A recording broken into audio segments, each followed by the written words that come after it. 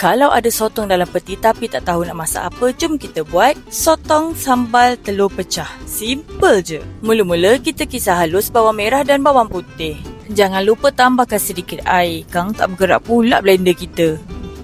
Panaskan minyak dan tumis bahan kisar tadi sampai naik bau. Kemudian masukkan cili kisar dan masak sampai betul-betul garing dan pecah minyak. Penting ya supaya sambal tak cepat basi dan masak sempurna.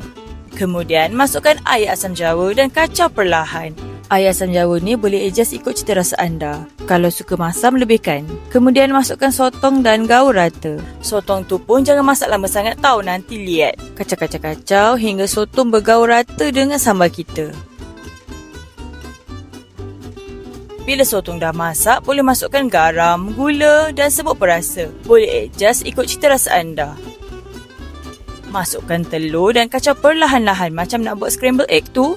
Dan kacau rata bersama sambal sotong kita.